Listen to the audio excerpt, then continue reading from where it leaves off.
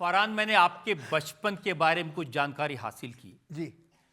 जावेद अख्तर साहब जो आपके फादर हैं, उनको इम्प्रेशन था कि ये चुपचाप रहता है, ये अपने कमरे में बैठा रहता है, ज़्यादा बोलता नहीं है, किसी से झगड़ता नहीं है। जी। लेकिन आपकी बहन बताती कि मुंह पे मुक्का मारते थे आप। नहीं, वो एक बार गलती से लग गया उनके, लेकिन मैं आधा पारसी हूँ तो थोड़ा बहुत रुस्तम होना जायज़ था उसमें। हाँ, मगर मैं अपनी दुनिया में खोया रहता था। मुझे कहानियाँ बनाने का बहुत बड़ा शौक़ था। मैं जब स्कूल बस में जाता था तो अपने दोस्तों से कहता था कि यार, और मैं बस में बैठा हूँ और दोस्तों से कह रहा हूँ कि जब मैं स्कूल आता हूँ, मेरे पास एक विलायती पतंग है, तो मैं ऊपर बिल्डिंग पे जाता हूँ और उस पतंग की डोर पकड़ के मैं कूदता हूँ और वो पतंग मुझे यहाँ स्कूल तक लेके आती है।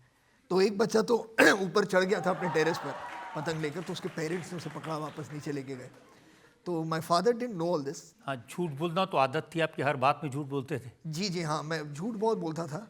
मैं अभी रेट्रोस्पेक्ट में सोचता हूँ कि मतलब कहानियाँ बहुत थी मेरे पास, तो एक आउटलेट था उसका। लेकिन मेरी माँ बहुत परेशान होती थी उनसे, क्योंकि वो कहती थी, मैं पढ़ता बहुत कम था। मैं कहता था कि मैं कॉलेज जा रहा हूँ, मगर मैं थिएटर चला जाता था फिल्म देखने। मैं कहता था मैं ट्यूशन पे जा रहा हूँ, मगर मैं क्रिकेट खेलने चले जाता था। और एक दिन मैं घर लौटा, मैंने कहा मैं ट्यूशन पे जा रहा हूँ। माँ को लग रहा था इसके ग्रेड क्यों नहीं बेटर हो रहे, इतना ट्यूशन करता है लड़का, मगर कुछ हो नहीं रहा। तो एक दिन मैं लौटा स्कूल बैग ऐसे लगाए हुए कि मतलब मैंने 2 घंटे ट्यूशन किए हुए हैं, थका हारा बेटा लौट रहा है घर। और मैं आया और दरवाज़ा खोला और देखा कि वहाँ मेरी माँ बैठी हैं और बिल्कुल उनके सराहने बैठी हैं मेरे ट्यूशन टीचर।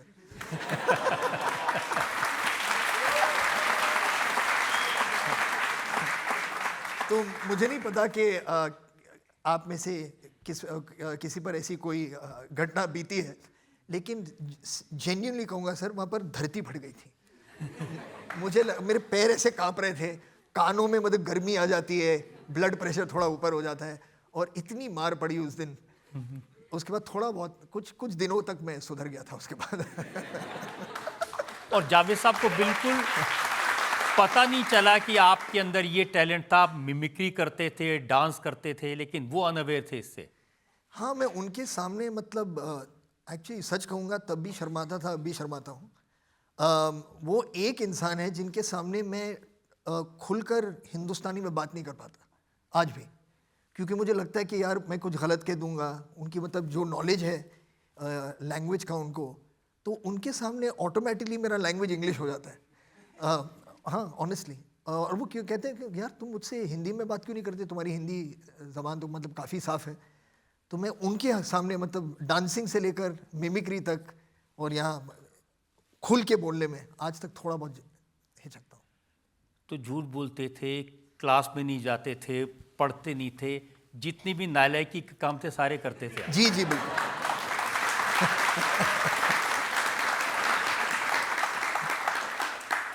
हाँ, मतलब नालायक होने में मैं काफ़ी फर्स्ट आया हूँ। लेकिन नहीं, मुझे म्यूज़िक में बहुत शौक़ था। लोगों को एंटरटेन करने में मुझे बहुत शौक़ था। तो कभी भी मतलब स्कूल में अगर कोई फंक्शन होता था तो हमेशा मुझे बुलाते थे, या तो डांस करने के लिए या फिर कुछ परफॉर्म करने के लिए। और पार्टियों में भी जो घर के साथ दोस्तों के साथ होती है, तो हमेशा मैं कहीं ना कहीं एक मौका निकाल लेता था कि मैं कुछ परफॉर्म कर पाऊँ।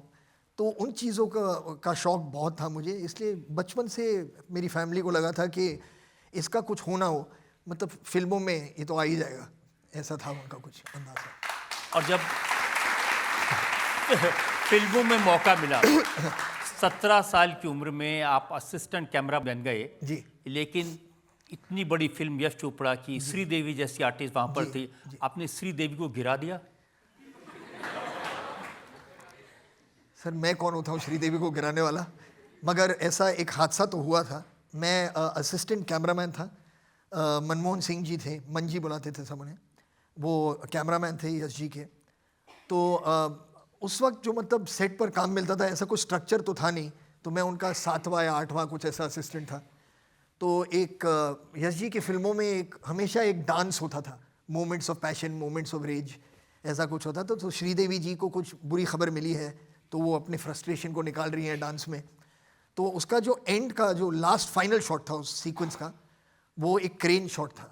और ऐसे ही एक वुडन फ्लोर पे जो उनके घर में है, वो एक सेट लगा था और एक क्रेन शॉट है, मंजी ऐसे बैठे हैं, कैमरा में देख रहे हैं, श्रीदेवी जी सरोज जी के साथ वहाँ कुछ कोरियोग्राफी प्रैक्टिस कर रही हैं, और सब तैयार हो गया था और मंजी ने लेंस के थ्रू देखा और कहा कि यार वहाँ पर वो ज़मीन पर कुछ ऐसे लग रहा है कि कुछ दाग या कुछ लगा हुआ है, कोई जल्दी से साफ़ करो। तो मैं वहाँ खड़ा था, तो मैंने कहा मैं लेता हूँ। तो मैंने एक बाल्टी उठाई, उसमें कुछ कपड़ा वपड़ा पड़ा था, तो मैंने घुटनों पर मैं ऐसे हो गया और मैं ज़मीन साफ़ करना, मैंने सेट साफ़ करना शुरू किया।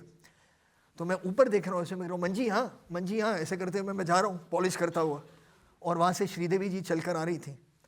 तो मैं ऐसे करते करते गया पॉलिश, और वो आई और उनका पैर फिसला पॉलिश पे।